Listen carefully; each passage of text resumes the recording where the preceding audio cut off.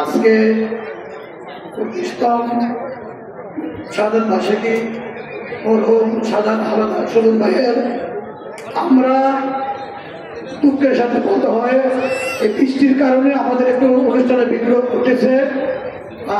আজকের এই অনুষ্ঠানের প্রধান অতিথি কৃষিবিদ এহসান পলাশ ভাই ও পাঞ্চারামপুর উপজেলার নেতৃবৃন্দ এবং পাঞ্চারামপুরের অন্য অন্য ইউনিয়নের নেতৃবৃন্দ, আসসালামু আলাইকুম।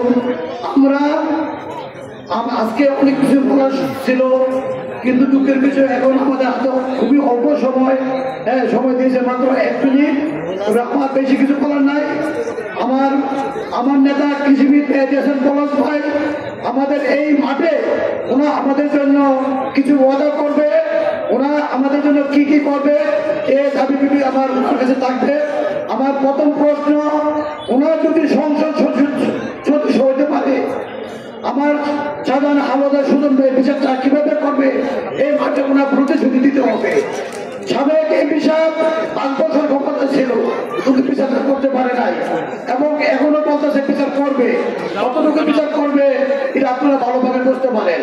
আমার আত্মবিশ্বাস, আমার পলাশ ভাই যদি এমপি হয় শাহজাহান হাওলাদার সুজন ভাই বিচারটা ইনশাল্লাহ সঠিকভাবে করবে এবং সঠিক খুনিকে সে চিহ্নিতভাবে ফাঁসির কাছে ঝুলাবে।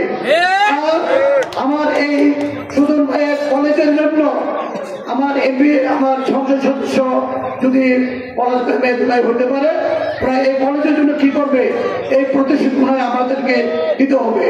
আবার আমাদের সুজন ভাই মাজার উন্নয়নের জন্য কি কি করবে, সামনে একটা আমাদের ওয়ালের প্রয়োজন, ওই যে মাজারের সামনে পূর্ব পাশে আমাদেরকে ওয়ালের প্রয়োজন এবং আমাদের এদিকে ওয়ালের প্রয়োজন, আমাদেরকে নতুন নতুন ভবনের প্রয়োজন। ওনায় আমাদের কাজগুলি করবে এবং এই কথা আপনাদের জনগণের সামনে দিতে হবে। আবার আমাদের বর্তমান ইউনিয়নের পরিবেশ এতই নোংরা হয়ে গেছে, মাদক প্রতিটা ঘরে ঘরে মাদক আসক্ত, প্রতিটা মহল্লায় মাদক আসক্ত। আমার অনুরোধ পলাশ ভাই কিভাবে মাদক মুক্ত করবে আমার অনুরোধ থেকে আমি আমার পলাশ ভাইয়ের কাছে অতি বিনীতভাবে আবেদন করি। আমার এলাকাকে মাদকমুক্ত এলাকা চাই। রূপগঞ্জ একটা আদর্শ গ্রাম, আপনারা সবাই জানেন, কিন্তু বর্তমানে 5 আগস্টের পর রূপগঞ্জে আছে মাদক গাঁজা বিস্তারিত প্রতিটা ঘরে ঘরে ছেড়ে আসক্ত হয়ে গেছে। আমরা এখন পথভ্রষ্ট হয়ে গেছি, আমরা এই পথকে ভালোভাবে আমরা ফিরে আসতে চাই।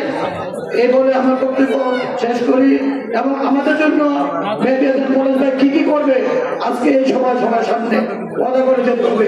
বাংলাদেশ জিন্দাবাদ, জাতীয় দল জিন্দাবাদ। আল্লাহ হাফেজ।